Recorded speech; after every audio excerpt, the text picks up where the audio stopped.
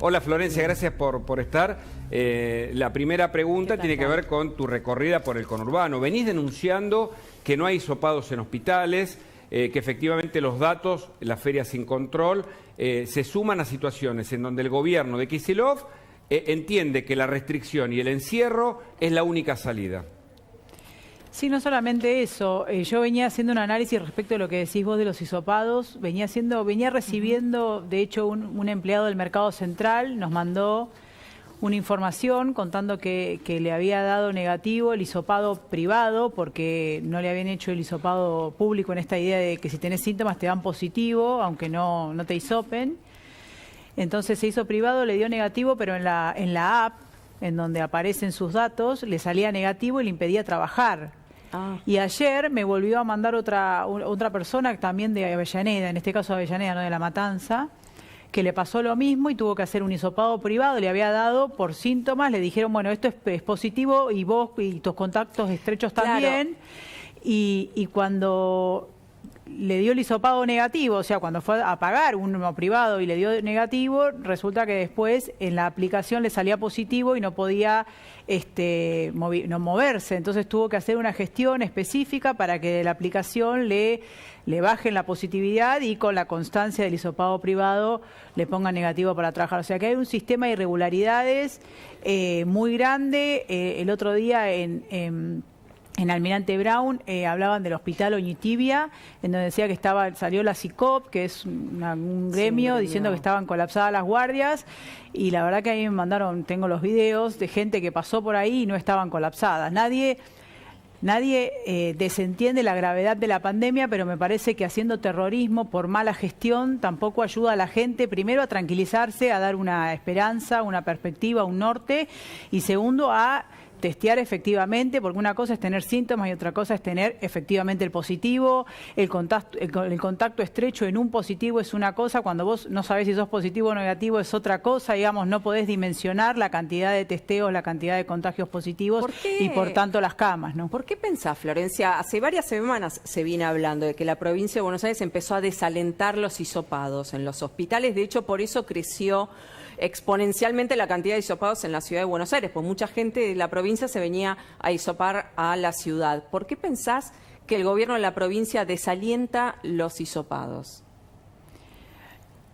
Supongo por la inoperatividad que tiene toda la gestión porteña a cargo de la gobernación, que es por falta de insumos. Yo creo que no han comprado testeos suficientes para hacer lo que hay que hacer, que es testear, rastrear, aislar, vacunar. Testear, rastrear, aislar, vacunar. Eso es lo que hay que hacer, que es obviamente manteniendo la distancia, el tapabocas, pero digo, eso es el método, lo dicen los grandes especialistas, respecto de qué es lo más eficaz para bajar el pico de contagios y tener un norte y una salida a esta situación extraordinaria, cosa que no hay, nunca ha habido. Yo no he escuchado al ministro de Salud de la provincia que hable de los testeos, del programa Detectar, de preventivamente ir a buscar, más que nada en barrios vulnerables, en donde la verdad que yo vengo recorriendo, como decías Hugo, desde San Fernando a La Matanza, de punta a punta, con Urbano Norte, con Urbano Oeste y Sur, y lo que ves es gente sin barbijo.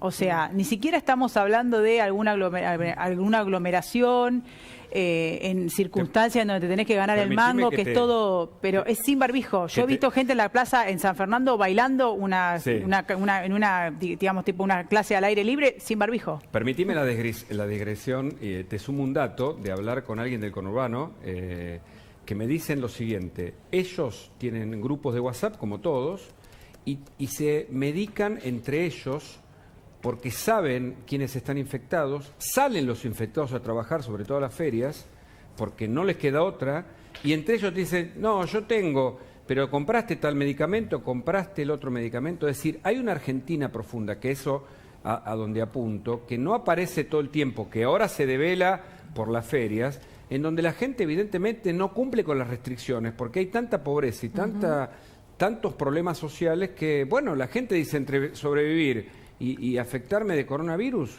intento sobrevivir. Bueno, ese es el tema. Mira, recién me acaban de mandar que en la Feria del Olimpo, ahí en sí, Camino de Cintura y Elizalde, están en Esteban Echeverría están haciendo una feria.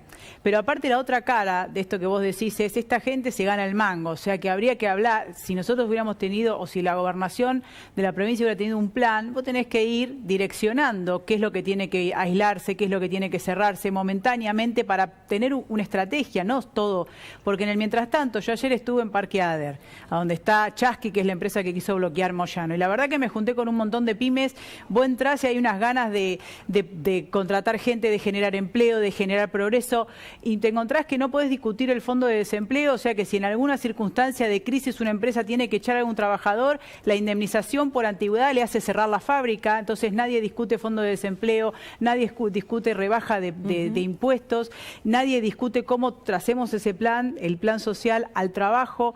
3 millones de pymes, con lo que significan, la mayoría son familiares, el impacto positivo que sería si nosotros, más allá de tener un plan sanitario para la pandemia, estuviéramos pensando en qué se cierra, qué se abre en tiempos limitados, testear, rastrear, aislar, vacunar, ¿no? A la par, han cerrado todo hace por lo menos 2 meses o un mes que el gobierno de la provincia nos hace terrorismo sanitario. A la gente que ya de por sí está asustada, mi vieja está en el medio del campo y está asustada y me llama y dice, es verdad lo que pasa, no mamá, tranquila, esto es información, así es, vos sabés cómo es, tiene 73, o sea que tiene que estar en su casa, por supuesto aún no fue vacunada, está en el interior de la provincia, ¿no? En Ramallo y el domicilio tiene en Salto, pero lo que digo es, no me gusta personalizar, pero digo, esas situaciones que impactan negativamente en la gente, en vez de hacer prevención, información, tranquilidad y un plan. Decir, bueno, si las ferias, por la complejidad, no se pueden cerrar, bueno, organicemos de qué manera pueden estar abiertas, hagámosle distancia, que la Intendencia juegue ahí en mantengamos la distancia entre toldo y toldo, que en el piso no haya mucha gente, que usen el barbijo, digo, cosas que puedan organizar esa complejidad que no tendría que existir. Y por otro lado, mirar la economía también. O sea, digo, no podemos solamente cerrar y hacer un lockdown total. Hay gente que está esperando para contratar, hay gente que está esperando para desarrollar, hay gente que abrió una pyme y está pensando si la puede mantener o la tiene que cerrar. Digo, no podemos parar todo porque un gobernador que no sabe, no quiere, no puede, no sé si sabe que está ahí, no sabe la responsabilidad que significa gobernar la provincia más importante en términos de volumen de habitantes. Lo único que hace es meter miedo con todos sus secuaces, lo único que hacen es meter miedo y la gente reacciona instintivamente con miedo. Por lo tanto, lo último que hace es cumplir la norma, entenderla, ver hasta dónde. Cuando yo hablaba el otro día, no sé si acá o en otro de los programas, decía, el problema no es 15 días de virtualidad, el problema es que pasado mañana es 30 y te lo van a extender. Claro. El miedo era, el año pasado, con la excusa de los 15 días, nos tuvieron 9 meses. Y en el medio, historias de personas que cerraron su local y se quedaron sin trabajo ellos y sin trabajo sus empleados. Entonces digo, no hay previsión y yo creo que el único que da un norte cuando habla es Quirós. Y esto es más allá de la cuestión político-partidaria de la cual formo parte. Es el único que te baja una línea, que te hace prevención, que te dice vamos por acá, estamos con estos datos, podemos hacer esto, si nos ayudan hacemos esto. Bueno, los gobernadores le pidieron al presidente que fundamenten las decisiones con datos, y estoy hablando de gobernadores del norte grande, ¿no? Que en su mayoría pertenecen justamente al oficialismo. Mariana, querías hacer una pregunta. Sí, quería hacerte una pregunta, porque por otro lado, en el presupuesto no se previno, ¿no?, el tema de la segunda ola. O sea, estábamos hablando de que la segunda ola no sabíamos que iba a llegar porque no hubo dinero destinado a eso. Y por otro lado, de lo que hablabas, es que desde la provincia de Buenos Aires también hay chicanas, como decir, bueno, los covidiotas, los terraplanistas, los negacionistas, y en realidad no sé dónde está la negación, ¿no?, si no se previno un presupuesto para una segunda ola. No, a mí me parece que, a mí no me sorprende que el kirchnerismo apele a la descalificación, porque el kirchnerismo hace 17 años que tiene 2 tácticas. Una es la victimización para luego emboscarte y la otra es el ataque personal. O sea que en realidad a mí me tiene sin cuidado. Lo que vimos es que nunca hubo plan.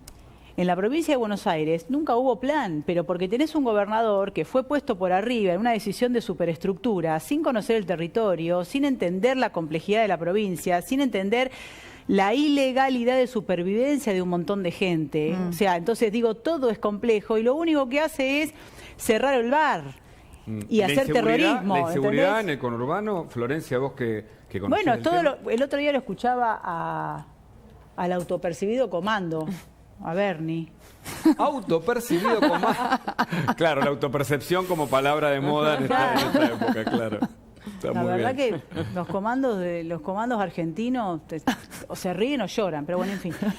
de humor, ¿no? Que decía, no, los números nos dan bien, nos subieron nada más femicidios y cuatrerismo. Primero que es mentira que solamente subieron femicidio y cuaterismo, los robos simples, robo con armas, los homicidios en ocasión de robo subieron.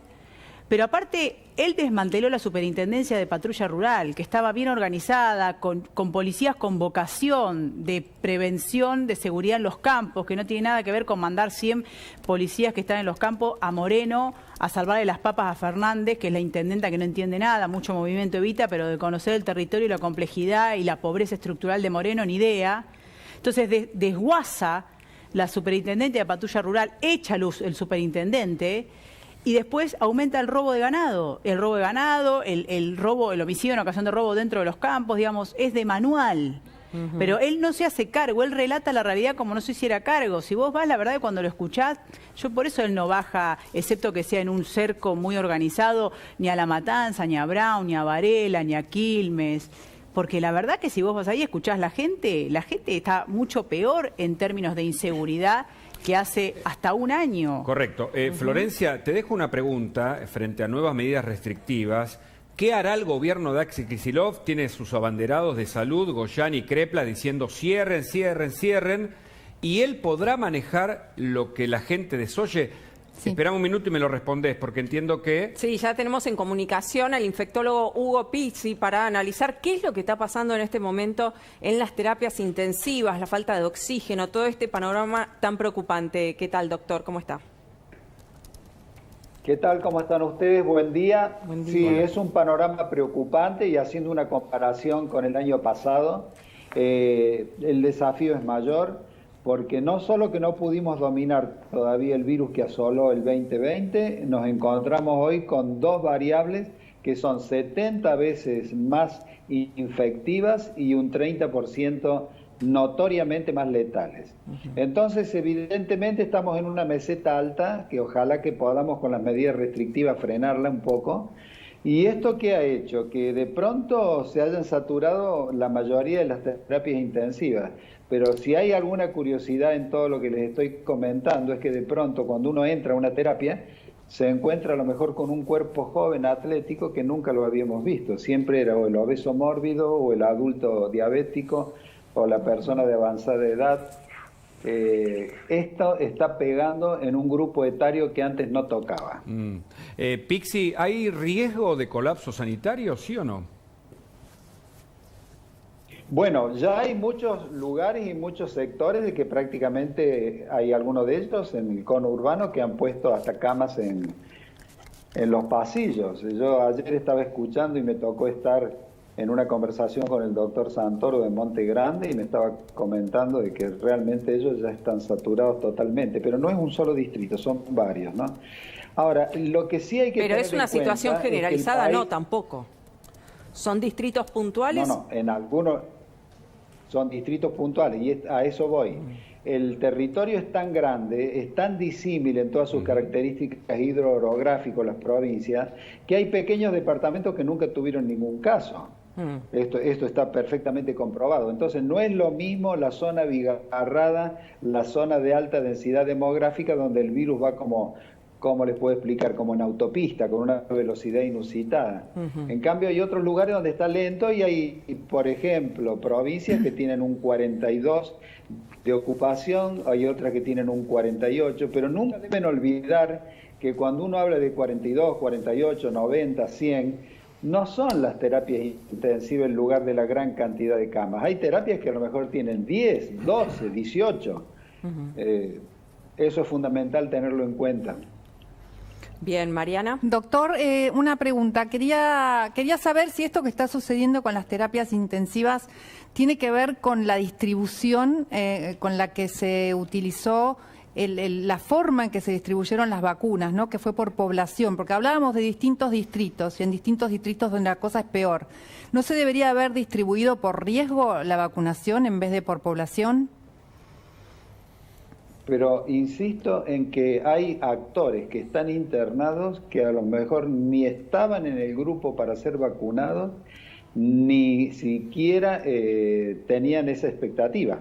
Por lo tanto, es como de pronto que está pegando en jóvenes. Y mira, acá tengo un informe que manda Brasil, San Pablo, para ser más exacto, la Beneficencia Portuguesa, donde nos dice que el índice de contaminación es llamativo en jóvenes y tienen una reactividad, porque el joven con su sistema inmune sólido le juega en contra, porque hay una reactividad tan grande que es un cuadro inflamatorio tremendo, que deben ser internados en las primeras 24 horas, escuchen esto, y le tienen que colocar los respiradores artificiales.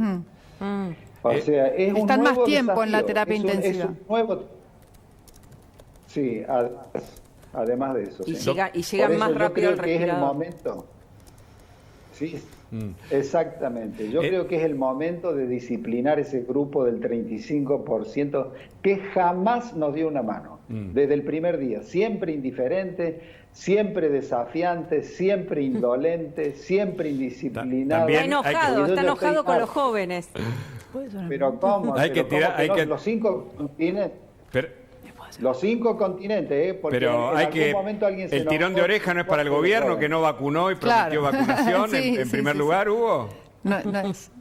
O los padres, mi estimado amigo, que son los que financian, porque son chicos que no tienen un cobre en el bolsillo. No, pero desactivamos fiesta a las 4 de la mañana, a las 3 de la mañana. ¿Y las promesas fallidas del gobierno, Hugo? 18 años, 19 años. Claro, nada de esto estaría ocurriendo si el gobierno hubiera vacunado, ¿no? La ventaja que tenemos que de pronto se va a hacer la vacuna rusa acá, y la mala suerte o desventaja que hay 6 millones de vacunas de AstraZeneca, Oxford, hechas en Pilar, Buenos Aires, que no han vuelto por falta de cosas. Es mala suerte, hay circunstancias que son mala suerte, pero tienen ustedes mala razón. suerte podríamos mire decir. ¿Le parece? Discúlpeme, doctor Pizzi, le hago una consulta. Florencia Arieto lo saluda. Usted recién habló del doctor Santoro de Montegrande, o sea, Esteban Echeverría. ¿Habló de Montegrande recién? Sí, estuvimos hizo referencia. Sí, es una clínica privada importante. Bueno, sí. Le cuento que justamente en este momento en Montegrande se está llevando adelante una feria franca, como se le llama, que es gente que trata de sobrevivir en el medio de la calle, sin distancia, sin barbijo, como lo habrá visto en televisión. Digo, ¿no? Por ahí el doctor Santoro podría hablar con el intendente, quien le ha pedido a la Gendarmería que no intervenga para levantar esa feria. ¿No le parece que también es por ahí? Porque si no, echarle la culpa a la sociedad que cumple me parece un poco injusto, doctor Pizzi. Bueno, mire, yo le voy a contar algo. En primer lugar, lo único que se hacer es curar, escribir, salvar vidas. Pero usted tomó posición recién. Tomó posición. Dijo, hay un 35 que no cumple y la culpa es de los padres. Le consulto sobre Montegrande, justamente en Esteban Echeverría. Está muy bien, está muy bien. Es una encuesta, no conozco ese lugar, pero es una encuesta. Es una encuesta a la cual adhiero, donde esa encuesta, el 35% está dividida en jóvenes, que especialmente son las fiestas clandestinas y demás, y los que no usan barbijo en la calle, que estamos viendo, y un 10% que es el duro, que es el que quema barbijos en el Obelisco, brinda por la muerte de esquiando en Chapelco, trajeron el sarampión de nuevo. O sea, mire, no hay peor cosa que una tragedia politizarla. O sea, yo lo que les digo es... y los sobrevivientes, Pizzi, usted... Yo que la gente... Los sobrevivientes, los que están en la feria, ¿qué pasa con ellos? No, en absoluto. Yo lo único que les digo es que ustedes analicen, que son expertos, el tema político. Si quieren temas científicos, académicos, estoy a sus órdenes. Pero yo le pregunto, doctor Pizzi, ¿a usted le parece que una feria sin distancia, toda la gente amontonada en un mismo lugar, como creo que habrá visto, si ha visto alguna televisión, González Catán? Pero le estoy hablando del mismo distrito que usted mencionó. Usted menciona Montegrande, es Esteban Echeverría. En este momento se está llevando esa feria, que podemos poner en breve los videos. Entonces, usted me está diciendo que hay un 35% que se lo puedo tomar, no se lo estoy discutiendo, de gente que es resistente a las medidas, por eso me parece que hay que educar en lugar de hacer terrorismo, pero le consulto, ¿no le parece que eso también es un foco de contagio que habría que por lo menos hablar con los intendentes, o la culpa es solamente de los padres? escúcheme. Usted me está llevando a un terreno que usted fue desconozco, solito hablando de un no me 35% y interesa culpando a los padres, doctor Pizzi, siendo médico infectólogo. Le dije, usted escúcheme, por favor, escúcheme. Lo Con escuchamos, toda- lo escuchamos. con toda doctor. atención. Cuando yo hice alusión a esto, le comenté que al aire un doctor Santoro me lo dijo al aire en otro canal, que él tenía totalmente saturada la cantidad de camas de su clínica, que era una clínica privada, la más importante de la zona. Eso es lo único que yo dije como comentario. ¿Quiere saber qué opino yo de las ferias? Por favor. Yo no estoy de acuerdo con que la gente deambule, ni mucho menos. O sea, imagínese de que yo estoy con la policía de noche desactivando fiestas clandestinas e hisopando gente para ver el índice de contaminación que tiene la fiesta. ¿Le puedo pedir un favor, menos doctor? quiero yo... ¿Le puedo pedir un favor? ¿Por qué no va a las ferias francas con la policía a hisopar, a aislar y a hacer prevención con la gente que se está buscando la vida y que quizás no tiene información? Sería bueno también, Doctor, aparte de eso le- acusar. le Mire, quería yo tengo preguntar que atender como- moribundos, yo tengo que salvar vidas.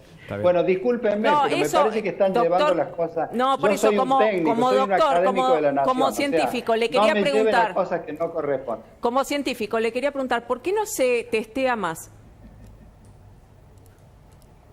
Bueno, son estrategias que evidentemente el gobierno central tendría que proveer. Se está tratando de hacer, se hizo más que el año pasado, no tengo nada que ver con el gobierno. Y si Claro, pero invirtió- se Ustedes sigue me da la testeando... impresión que se- creen que... No, pero le quería preguntar esto. ¿Se sigue testeando solamente cuando la persona ya empieza con síntomas o tuvo un contacto estrecho y va a testearse? Pero no se hace una tarea de prevención, de testeos masivos preventivos como se hizo en los países que lograron controlar la pandemia.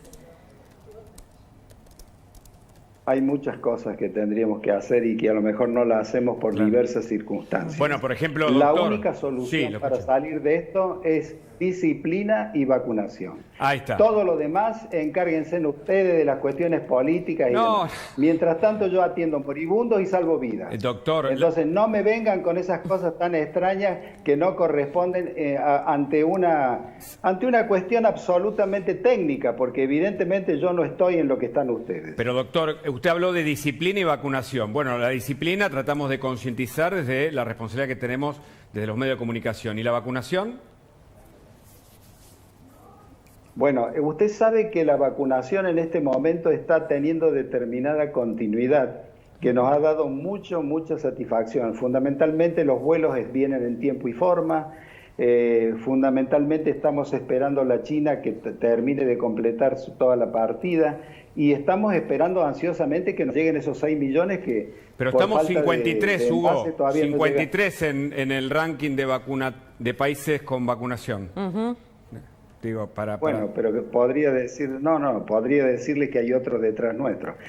Son las circunstancias, es el momento, es la demanda la que manda, el mercado va a cambiar, van a venir nuevas vacunas, el mercado también Esperemos va a que cambiar, pronto. por lo tanto yo creo que es un momento de disciplina y vacunación. Gracias, Y Hugo, nada por este más que contacto. eso, no tenemos otra cosa en el horizonte. Perfecto. Adiós, Gracias hasta pronto. por lo que Muchas hace. Hasta gracias. Doctor, bueno, nosotros nos vamos a una Sí. tanda muy Se chiquitita. picó esto, pero Sí, interesante. sí.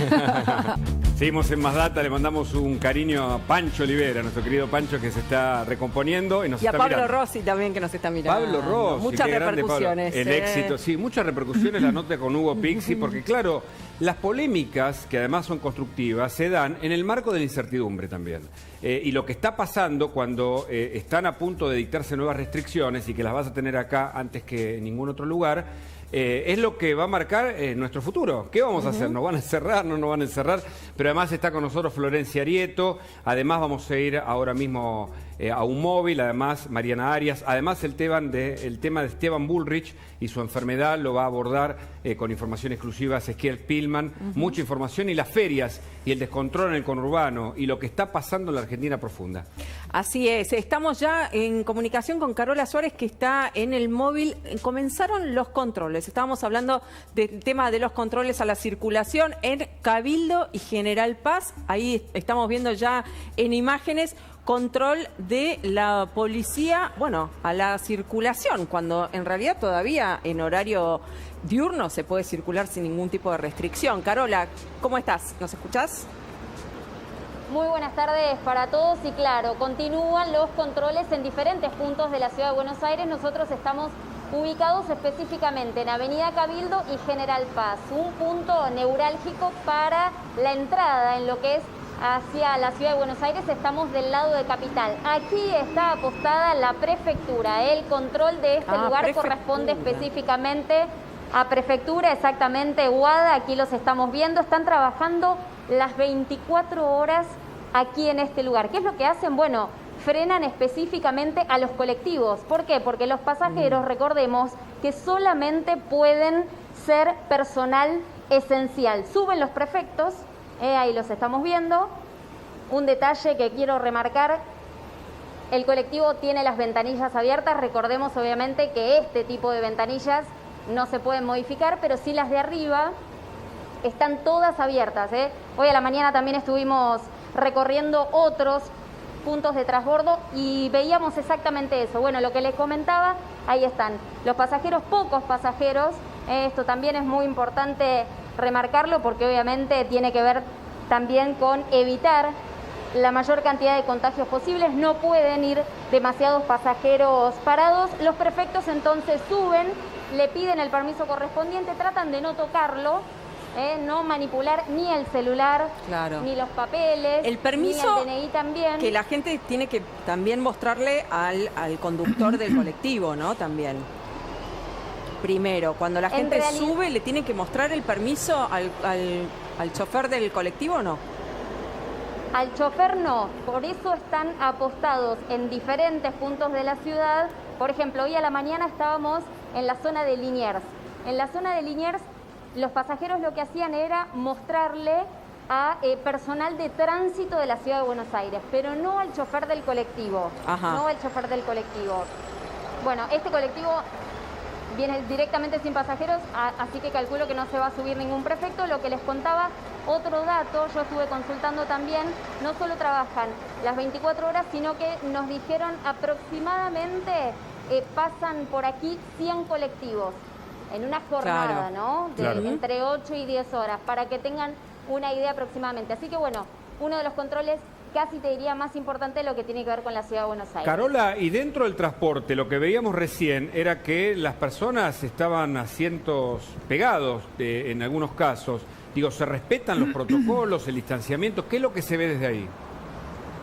Mira, cada colectivo te diría que es un mundo, porque por ejemplo, el de recién tenía pocos pasajeros, ¿sí? Por lo tanto, sí se podía respetar la distancia dentro de ese colectivo. Ahora, vamos a ver cómo viene el que están frenando ahora para ver esto que te decía, no la diversidad. Pero también nos tocó hoy por la mañana, lo que yo les comentaba en Liniers, donde iban todos los asientos ocupados y además iban entre 10 y 15 pasajeros parados. De todos modos, si no existiese este contexto de pandemia, seguramente no irían 10 pasajeros parados, sino que serían mucho más, ¿no? Claro, como fue en su momento la etapa de mayores restricciones, no se permitía directamente pasajeros parados. Eso puede ser algo que pueda llegar a volver. Bueno, ahí están pidiendo, ¿no? Esto es televisión en vivo, control de prefectura adentro de una unidad de colectivo, justo con un plano ideal. Pero insisto, Cabildo y General Paz, ahí hay 3 pasajeros que se los veían muy juntos. Repetinos para la gente, que es mucho y nos está escuchando, ¿qué es lo que se exige para quienes usan el transporte público, Carola, por favor? Mientras vemos cómo controlan ahí. Te pueden exigir, vos podés presentar el permiso en 2 maneras, con 2 modalidades. Una es por la aplicación Cuidar, tenés que demostrar obviamente que sos personal esencial. Y también hay mucha gente que lo hace con la modalidad papel. Eso también se puede hacer, porque obviamente lo bajás desde la página, lo imprimís y también lo podés demostrar. Bien. Y en algunos casos, en este caso no pasó, en general se hace quizá cuando hay más cantidad de pasajeros, se pide el DNI también. ¿Por qué? Lo que pasa que también tiene que ver con A ver, estuvimos también en centros de transbordo de trenes. Si viene un malón de gente, claro, lo más probable es que no se pida el permiso más el DNI, claro, ¿no? Que se acote para que también pueda circular y se evite también la mayor cantidad de aglomeración de gente posible, ¿no? Impecable, Carola, te agradecemos desde el móvil mostrando lo que está pasando en la calle con el DNU hasta ahora, pero que va a modificarse seguramente y esperamos con expectativa y con información aquí en Más Data de nuevas posibles restricciones. Gracias. Hasta luego. Hasta luego. Bueno, ¿y qué está pasando en Europa? Se está hablando de ya la inminente salida del pasaporte COVID, por ejemplo, entre uno de los temas que va a estar ocurriendo no solo en Europa, sino también en Estados Unidos, ¿no? Este pasaporte sanitario para la gente que ya está vacunada, que tiene inmunidad y que va a poder viajar. ¿Y qué va a pasar con los países que no vamos a poder acceder a ese pasaporte, ¿no? Vamos a tener restringida también la posibilidad de viajar. Cristian Martín, desde Reino Unido, nos informa todo lo que está pasando en Europa. ¿Qué tal, Cristian? Hola. ¿Qué tal, Guada? ¿Qué tal, Hugo? Sí, España va a ser el primer país de las grandes potencias europeas en ponerlo en práctica. Va a empezar con un piloto en mayo, se va a poner en práctica oficialmente desde junio.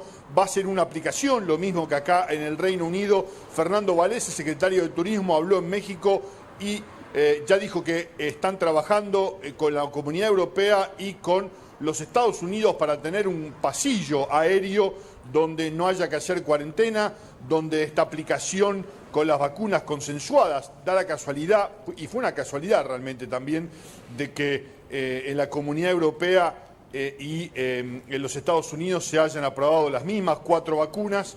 Por lo tanto, España podrá recuperar parte del 12% de su Producto Bruto Interno generado por el turismo.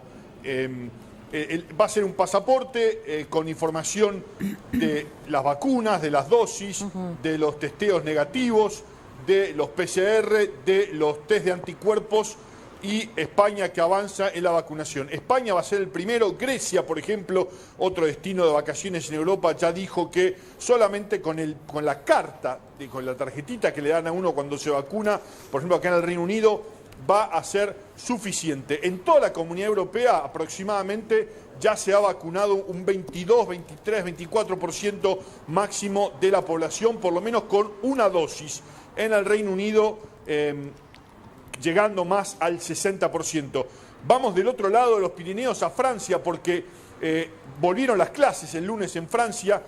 Lo que hicieron es en Pascua, los chicos tenían 2 semanas, se adelantó una semana, se les dio estas restricciones y cerrar la educación por estas 3 semanas en vez de 2.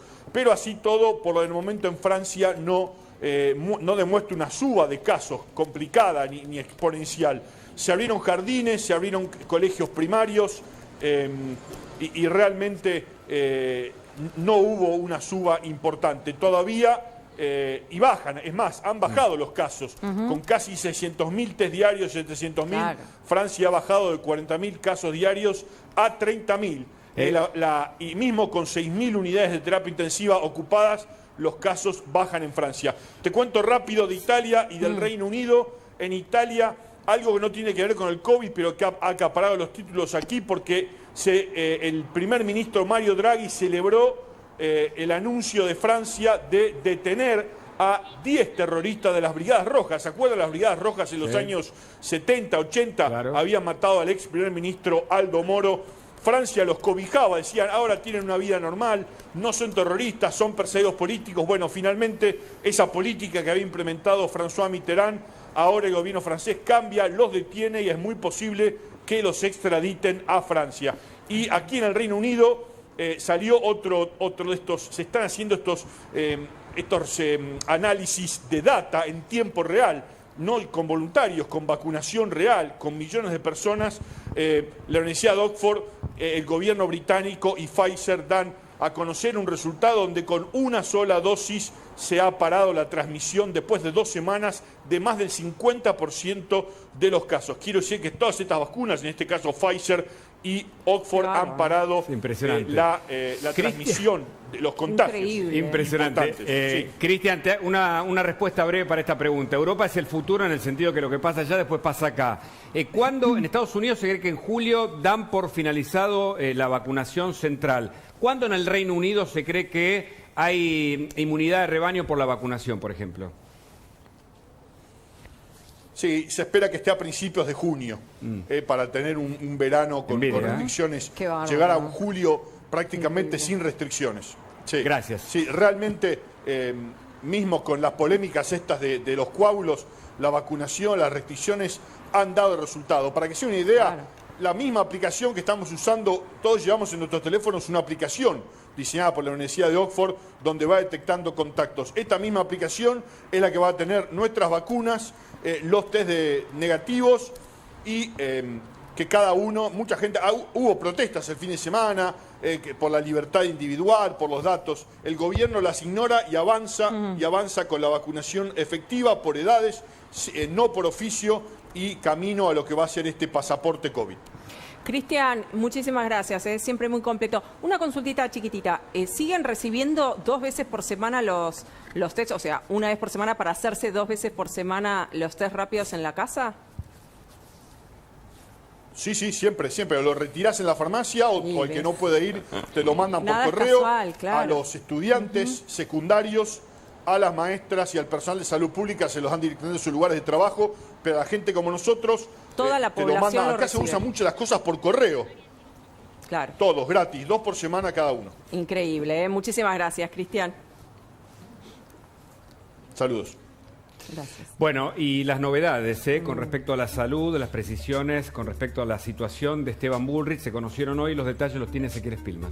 Bueno, vamos a contar una de las noticias que a nadie le gusta contar, que es una enfermedad muy complicada, degenerativa, llamada esclerosis lateral amiotrófica, más conocida como ELA, que fue el diagnóstico que le dieron a Esteban Bullrich, el senador nacional por la provincia de Buenos Aires. Déjenme contarles algunas cosas más de la intimidad. El año pasado empezó a sentir molestias para hablar, se lo vio en una sesión del Senado y en su momento no sabían bien lo que tenía. Se habló, por supuesto, de disartría, un trastorno nervioso que dificulta el uso de los músculos asociados con la boca, con la lengua y con las cuerdas vocales. No sabían bien exactamente cómo seguía ese diagnóstico, si podía mejorarse, si no podía mejorarse. Se lo asoció al estrés, se hizo una serie de estudios acá en la ciudad de Buenos Aires con fonoaudiólogos, con neurólogos, hizo prácticamente todos los estudios posibles. Se tomó unas semanas de descanso el senador para ver si empezaba a recomponer su salud, y como vio que el tema seguía, decidió viajar a Estados Unidos para hacerse una serie de estudios y confirmar a ver exactamente qué tenía.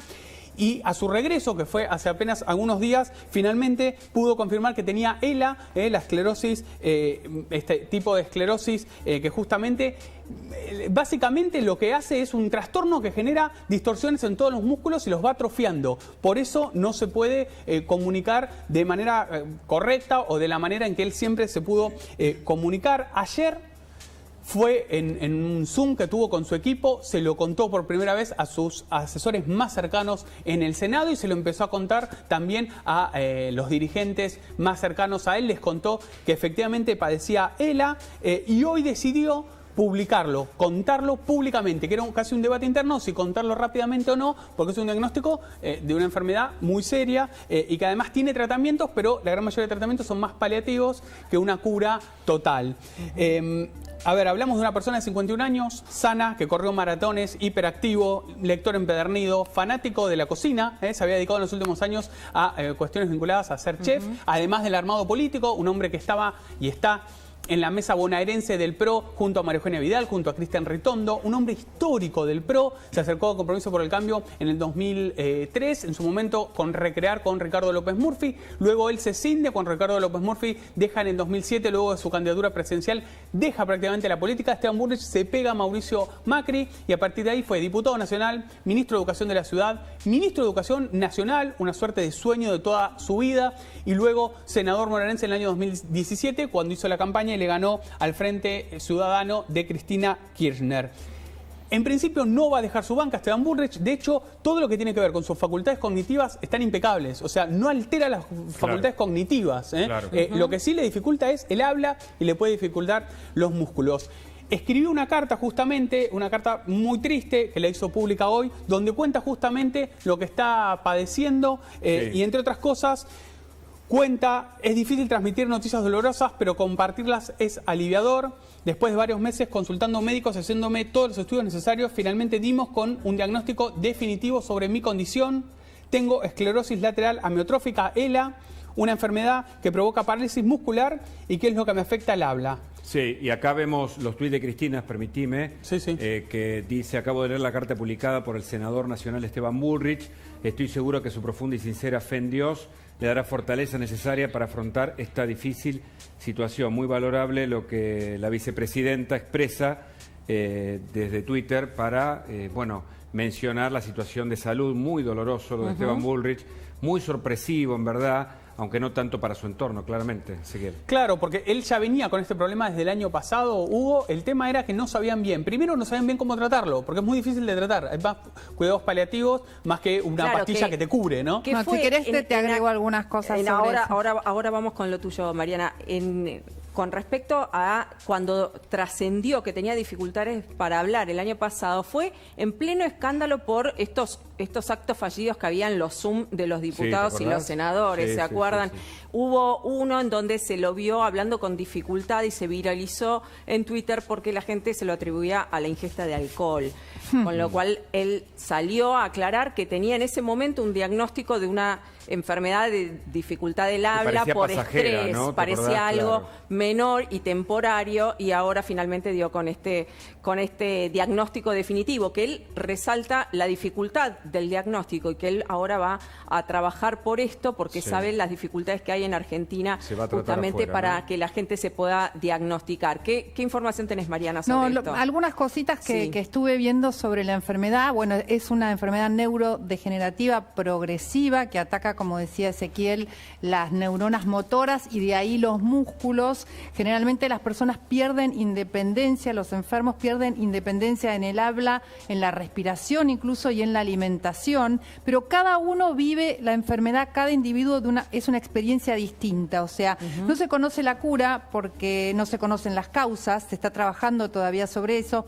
Hay muy buenos tratamientos que se llaman biológicos, que lo que hacen es quizás detener el avance, según la estructura de cada una de las personas que puede percibir esta enfermedad, que puede padecer esta enfermedad.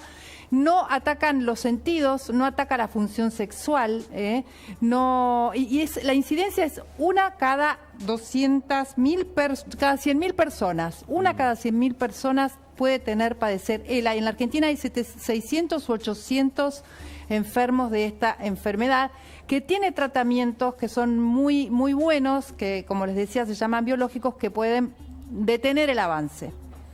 Vamos a ver algunos tuits, ¿no? Claro, de Macri, las repercusiones de en todo el arco político, claro, por supuesto. Aparte de Esteban Bullrich, una persona muy querida. Mauricio Macri justamente le dice: fuerza, querido Esteban, en este desafío que te ha puesto la vida. Sé que sos un incansable luchador. Ese es el tuit de Mauricio Macri, que comparten justamente la actividad política de hace muchos años. Y la reta, ¿no? Querido Esteban, ni los golpes más duros te frenan, y eso es algo que habla de vos como persona. Admiro tu fortaleza y acá estoy para acompañarte, como hiciste vos conmigo en estos años de trabajo y amistad que compartimos. Te mando un fuerte abrazo.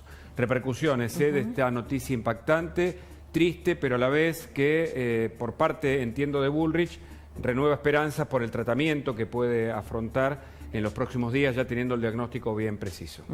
Así es.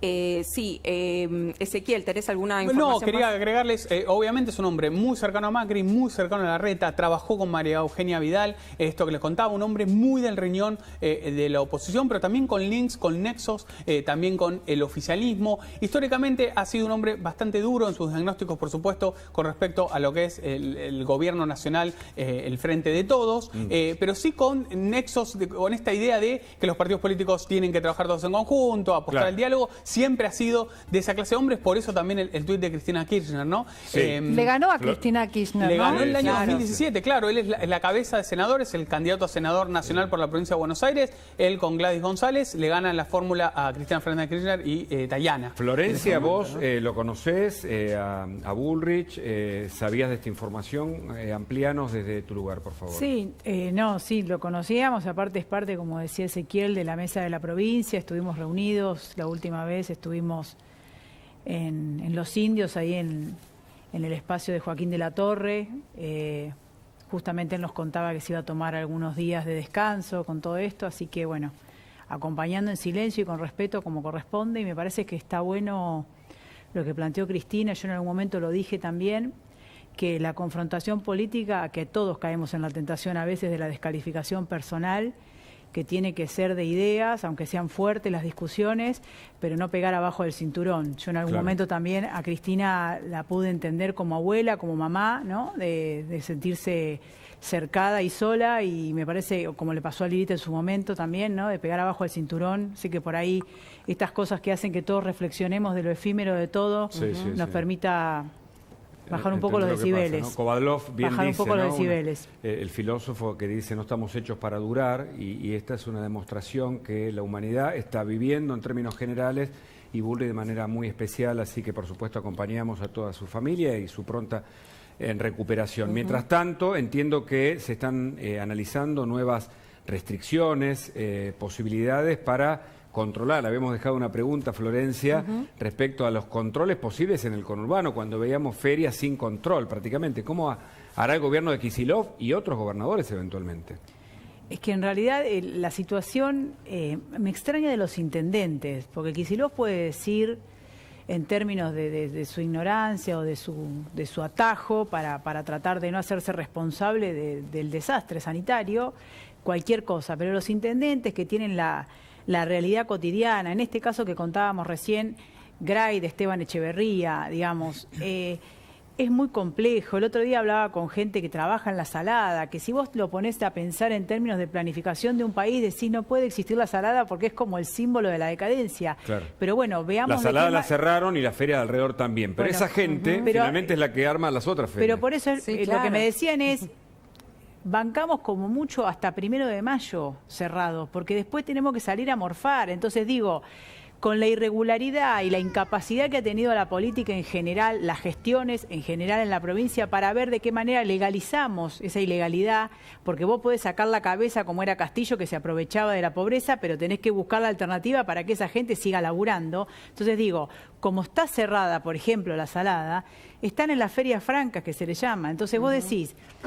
sentar a Kicillof, si no es Kicillof, a su jefe de gabinete, a su ministro de Salud, con los intendentes, para diseñar en cada localidad del conurbano estas situaciones, ver de qué manera se puede contener, informar, Claro, ese es el educar, prevenir, testear, Exacto. aislar, todas herramientas que son posibles antes del cierre total, cuando es imposible. A eso es lo que voy. Y eso es lo que no estoy viendo. Y me llama la atención, insisto, de intendentes que tienen años en el territorio, que trascendieron a Kicillof, porque vienen desde antes de él. Entonces, la pasividad de ellos me sorprende porque les afecta a ellos en su falta de control, porque conocen la complejidad y la situación de esta gente. Entonces, la verdad que no lo entiendo. Aparte, se ponen en contra los padres de las escuelas, las padres. O sea, el cierre como solución a todo, cuando en realidad la gente que necesita salir a trabajar va a hacerlo como es materialmente sea. imposible. Le cerrás un lugar y van a ir a otro porque no tienen opción. Y aparte, esto lo ve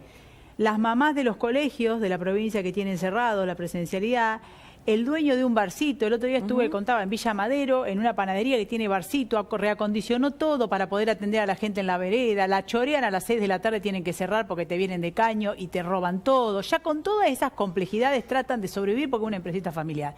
Y te dice, y acá a 2 cuadras tenés la feria en la calle, la gente sin barbijo. Claro. Y a mí me venís a multar, a clausurar, que me chorea. Claro. Entonces, Se castiga esa genera Se malestar castiga en su siempre al que- propio votante también. O sea que es una... digo, tienen que sentarse a pensar, a ver en Varela, ¿qué es lo que pasa? ¿Dónde están las situaciones complejas, las que no se pueden controlar, las que la gente necesita morfar? Bueno, trabajemos acá. ¿Qué hacemos? Hacemos un cerco ahí para que trabajen y no se muevan mientras que los testeamos a todos para ver qué positividad tienen y si están todos ya testeados y aislados, logramos que no se expanda. alternativas al shutdown, porque no es posible. Es imposible. Prevención y educación de la gente, ¿no? Yo me pongo a disposición, mirá lo que te digo. O sea, conozco el conurbano, la gente, tengo confianza porque tengo muchos años trabajando con gente necesitada, con gente clase media trabajadora. Me pongo a disposición para acompañarlo a los intendentes, al gobernador, a quien sea, a ver qué hacemos. Mirá, con todas las diferencias que tengo, si me necesitan, le doy una mano, veamos cómo resolvemos ese problema sin emitir una orden o una restricción que no se va a cumplir y que va a afectar a alguien que la está cumpliendo. Me pongo a disposición, los acompaño a todo el conurbano sur a ver qué se puede hacer. Así es, ¿no? Ahora, ese es el tema. No hay prevención, no hay educación de la gente, no hay campañas que le enseñe a la gente. Una campaña hace poco en Jujuy, muy creativa, que decía, por ejemplo, para asesorar a la gente de cómo usar el barbijo, ¿no? Que toda la gente, vos ves que lo tienen mal puesto. Y era muy simple la campaña, con el barbijo comportate como lo haces con tu ropa interior. No te lo estás toqueteando en público, no lo intercambiás con nadie, lo usás siempre limpio, digamos. Un mensaje fácil de recordar, que llega a la gente, que es fácil de que la gente lo incorpore. Lo que vos decís, Guada, es interesante porque recordemos lo que pasó en Formosa.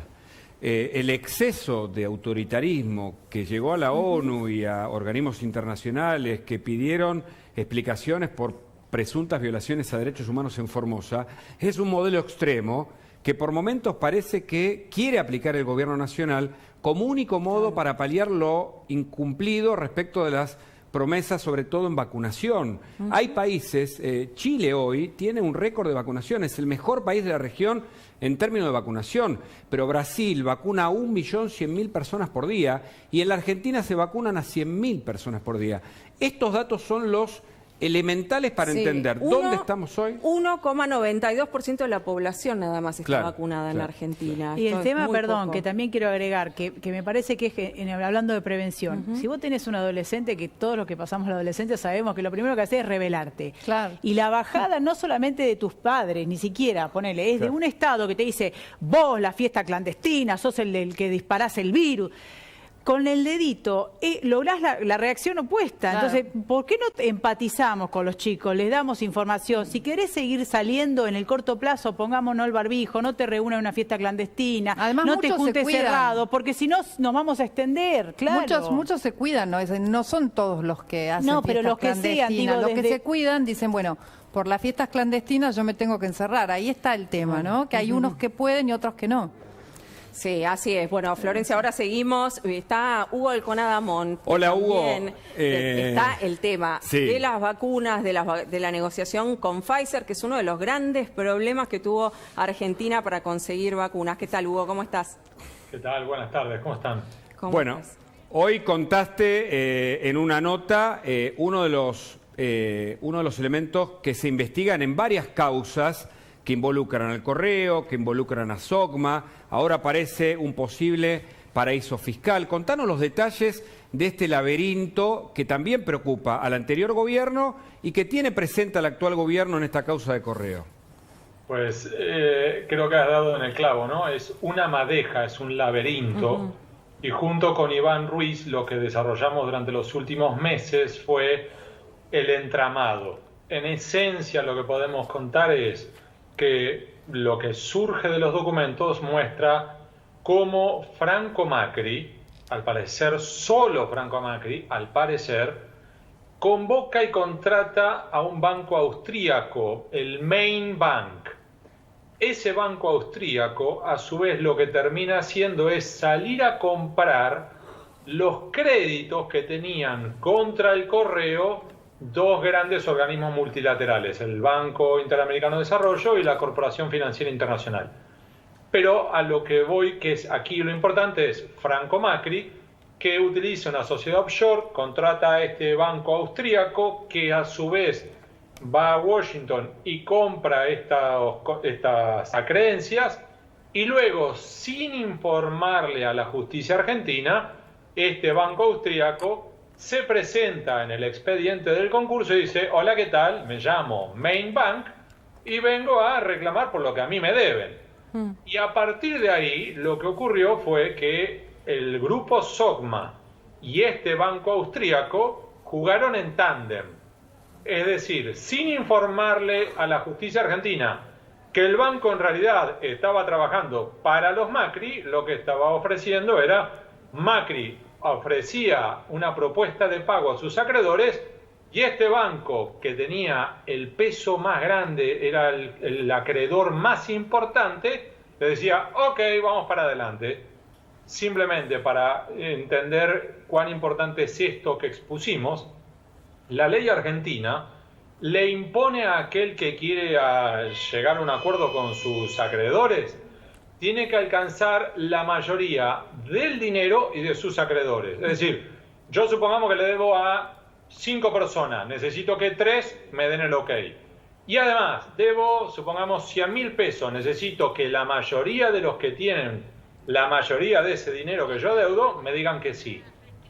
Los Macri solo llegaron a la mayoría gracias a este banco austríaco, que reitero, estaba trabajando en las sombras y sin decirle a la justicia para los Macri. Claro. Entonces, en esencia, con este banco llegan a tener el 78% del monto de la deuda adentro. Sin este banco, apenas el 40%. Es decir, este banco fue clave para que los Macri estén ahora a punto de cerrar un acuerdo. ¿Es habitual esta situación que la justicia pueda desconocer operaciones así, de esta magnitud? A ver, es un secreto a voces en los tribunales que por lo general el que es deudor empieza a llegar a acuerdos privados particulares con cada uno de sus acreedores, decir, mira, no molestes, vamos a llegar a un acuerdo, tratemos de cerrar esta historia, ¿cuánto querés? Bueno, vamos a arreglar. Y empezás a juntar cabezas. ¿Cuál es la diferencia? Es un muy buen punto, Guadalupe. ¿Cuál es la diferencia con este? Número uno, que acá está involucrado no solamente una miríada de pequeños acreedores privados, sino que también tenés, por un lado, al Estado Nacional como Estado Nacional, y también tenés al sector público en sentido más amplio, con el Banco Nación y con la FIP.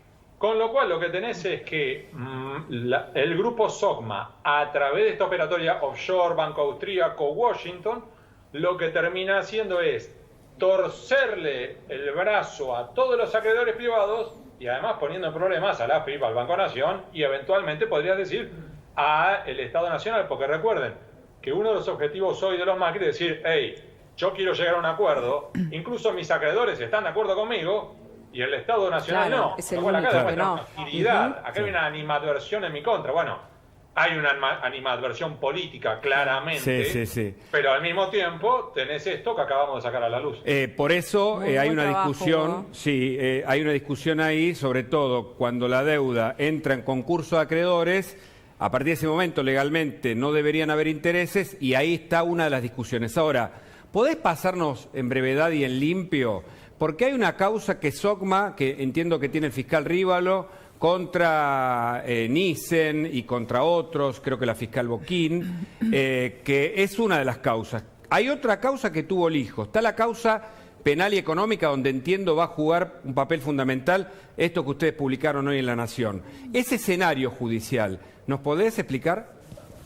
¿Tenemos 2 horas? No. Pero sos un gran periodista para titular. Pero confiamos en tu poder de síntesis. Exacto. A ver, tenemos, número 1, el expediente comercial. Es decir, donde está este concurso donde el grupo SOCMA intenta llegar a un acuerdo con sus acreedores privados y públicos. Número 1. Número 2, tenemos la investigación penal, que como bien recordás la tiene el juez Lijo, donde están investigando si en realidad cuando Mauricio Macri era presidente, si se incurrió en algún tipo de delito, porque eventualmente podrías decir, mira, de los dos lados del mostrador están los Macri y están tratando de llegar a un acuerdo que eventualmente puede ser en perjuicio del Estado. Entonces puede ser negociaciones incompatibles con la función pública, ¿sí? Esta es una de las investigaciones.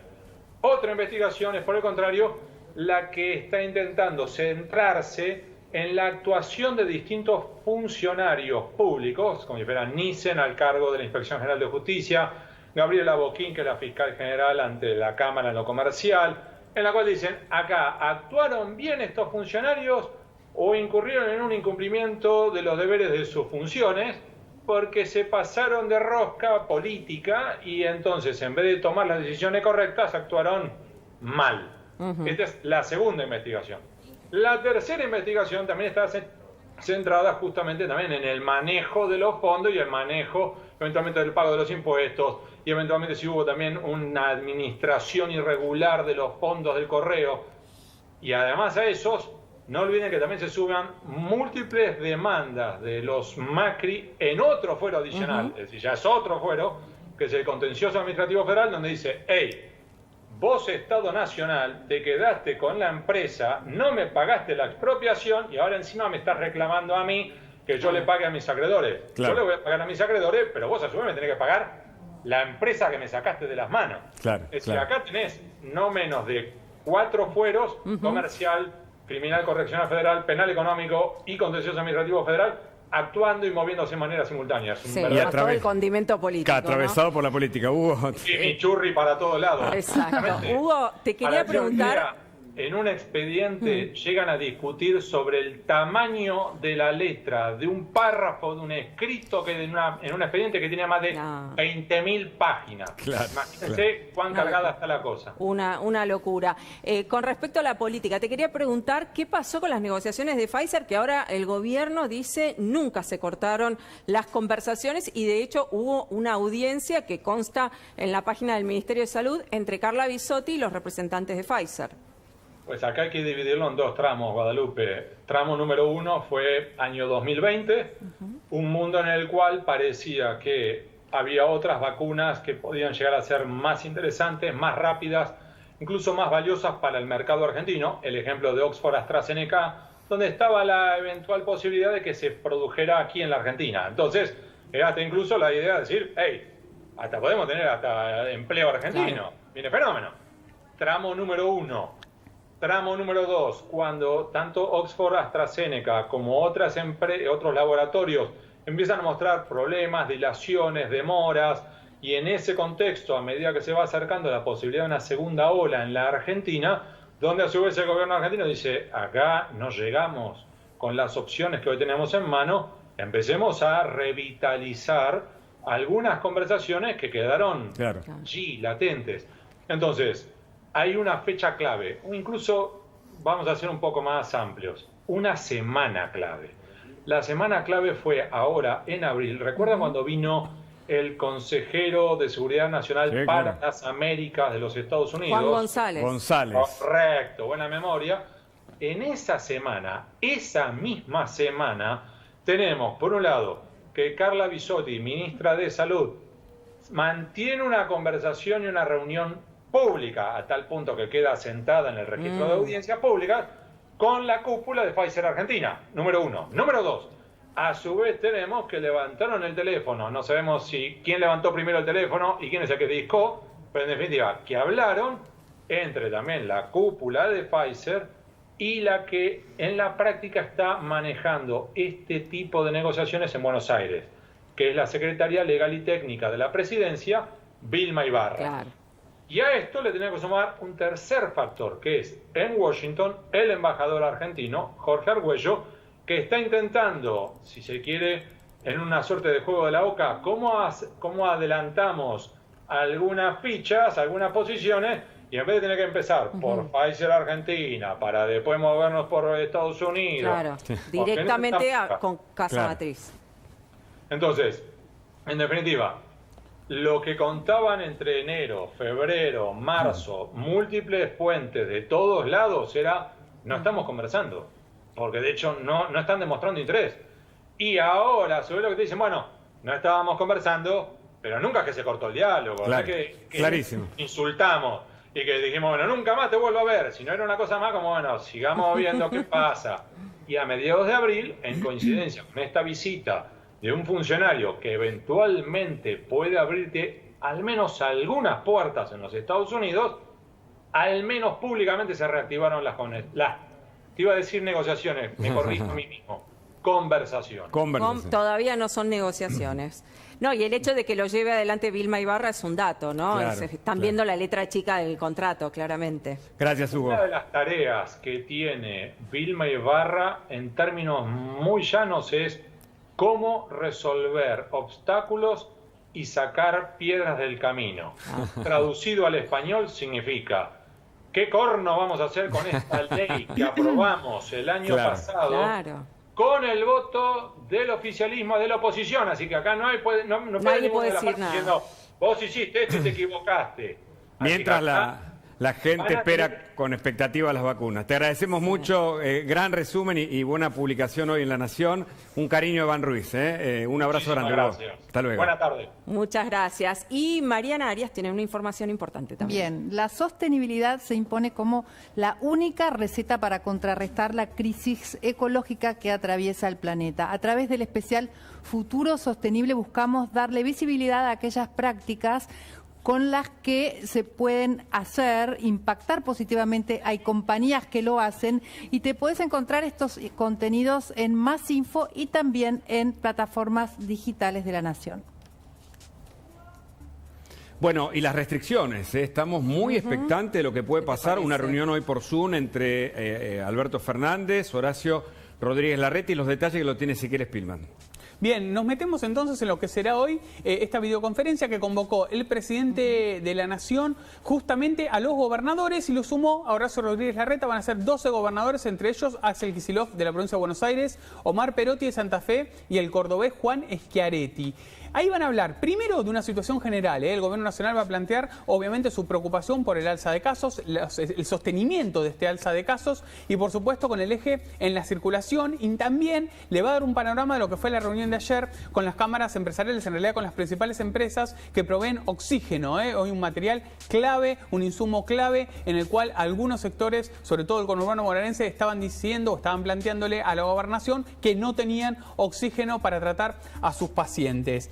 En ese contexto, Horacio Rodríguez Larreta confirmó que a las 17 horas va a ser parte de la videoconferencia, que generalmente habla el presidente, habla alguna autoridad nacional, por ejemplo Carla Bisotti, la ministra de Salud, y luego tiene un espacio cada uno de los gobernadores para contar un poco qué es lo que planea hacer. Luego quedan las mesas técnicas de salud, en el caso de la ciudad también las jefaturas de gabinete, para coordinar exactamente la letra chica. Y les decía que atención a los comercios, porque una de las alternativas que está barajando la ciudad es que durante 15 días, es decir, a partir del próximo menú presidencial que se pondría, que empezaría a correr desde el sábado que viene, una de las ideas que corren es que en los comercios no se pueda entrar, que vos puedas ir hasta la puerta. Esto me refiero a ropa, electrodomésticos y todos los comercios que no son esenciales. No cerrarlos. Larreta tiene un diagnóstico muy, muy duro en respecto a qué pasaría si hubiese que cerrar de nuevo, ir a fase 1, cierre total en la ciudad. Iría una especie de gran debacle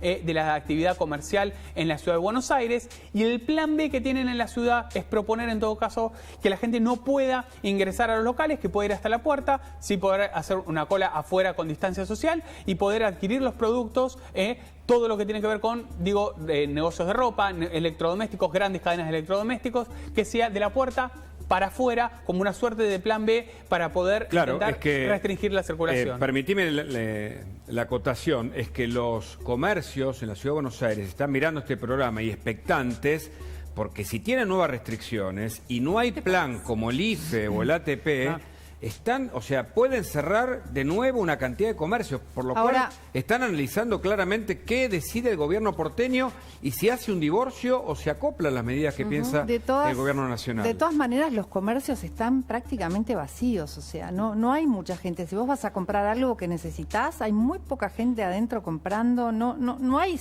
gran circulación como lo hay en el conurbano con esas ferias, en la capital federal, en las grandes avenidas, hay muy poca gente comprando. ¿Y Ezequiel? Bueno, lo primero que se retrae es el consumo, ¿no? Claro, frente a una situación así de incertidumbre. Absolutamente. Y lo que plantea Mariana está muy bien, porque supuestamente hay límites. De hecho, cuando entras a cualquier local y dice un límite de cantidad de personas, una de las cosas que se en la ciudad es que en algunos no se estaba cumpliendo demasiado. Hay protocolos. En las grandes cadenas de electrodomésticos, de hecho, hace poco, en una muy grande, decidieron volver a lo que sería una fase anterior y que, por ejemplo, si va una familia, puede entrar una sola persona a la familia, ya no entren todas. Pero a pesar de eso... En la farmacia, ayer no dejaban entrar a 2 personas que iban juntas, por ejemplo. Había muchísimo control ayer.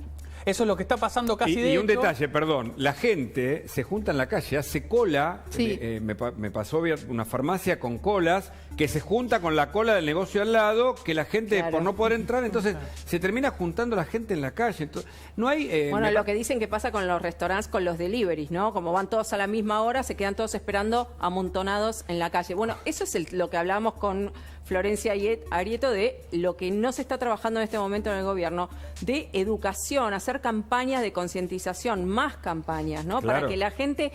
Porque es como que se tira por la borda todo el esfuerzo que uno hace cometiendo este tipo de errores por falta también de educación, por una cultura que tenemos los argentinos de que nos gusta amontonarnos, hacer colas en todos lados. Y también el poder se construye a partir del ejemplo. Cuando vos ves Y el los ejemplo, abrazos, absoluto. digamos, que uno pudiera respetar en el marco de la muerte de Meoni, pero los abrazos al fin, que deberían cuidarse, es decir, la emoción no le podría ganar nunca, no le debería ganar a la razón. En este caso lo vemos todo el tiempo incumplido por parte de los dirigentes, y me parece que ahí baja un mensaje implícito que cuestan cumplir frente a nuevas restricciones. Ezequiel, que vos estabas contando, van a aumentarse claramente. Hay acuerdo entre nación y ciudad para que las restricciones sean más, justamente, más férreas a partir del próximo viernes. Claro, así es. Sin ir a un esquema de fase 1 de cuarentena tan estricta como fuimos el año pasado, sí hay consenso por primera vez en el gobierno de la ciudad. Ya el domingo estaban de acuerdo en, bueno, avancemos con alguna restricción extraordinaria, sobre todo en lo que refiere a lo que decías, Hugo, circulación, reuniones sociales, como los 12 ejes claves de posibles contagios, ir a algún esquema de mayores restricciones sin volver a la fase 1, ir a algún esquema mayor de controles y sobre todo de restricciones. Atención, porque en las próximas horas va a salir la lista de los controles fronterizos entre provincia y ciudad que se van a cerrar. Eso lo adelantamos hace un ratito, luego de la reunión de Marcelo D'Alessandro, el secretario de Seguridad, con Sabina Frederick, su par nacional. De allí van a emanar una serie de cortes de ingresos y salidas de la ciudad a la provincia de Buenos Aires o viceversa. Va a haber mucho más control en esos puntos, lo vamos a ver seguramente en General Paz, en Puente Pueyrredón, y por supuesto una serie de cierres cruzados para intentar también disminuir la circulación, sobre todo de 20 a 6. Hasta ahora, según los datos del Gobierno Nacional en materia de transporte, bajó más del 50% la circulación, y los datos que hoy le brindó Sabina Frederick al Gobierno de la ciudad es que había bajado un 46% la circulación a la noche. Bueno, el Gobierno quiere que baje más todavía esa circulación, pensando sobre todo no en la gente esencial que va a trabajar, que trabaja en un supermercado, que trabaja en un medio de comunicación, sino están pensando en reuniones sociales, ¿no? Arieto, por supuesto. se amigan Frederick y Bernie, digo, tienen que aplicar normas ahora, como decía Ezequiel, y finalmente ellos parecen tener diferencias irreconciliables, pero ¿qué van a hacer ahora para los controles? Yo creo que ahí está bueno el control interjurisdiccional, pero el problema más grave que hay es la irregularidad de la mayoría de la gente del conurbano. Entonces ahí tiene que haber un plan. Yo les pido a los intendentes del conurbano, más que nada del conurbano sur, que protagonicen, que levanten la voz, que le pidan al gobernador que los escuche, a ver qué se puede hacer en cada territorio, porque cada uno tiene una complejidad distinta. Vos podés restringir y controlar la intersección de la ciudad a la provincia, pero vos tenés un problema de ferias francas en Loma de Zamora, en La Matanza, en Varela, en Almirante Brown, en Esteban Echeverría. O sea que esa gente no se mueve a la ciudad. Está ahí toda amontonada, ganándose el mango, tratando de sobrevivir.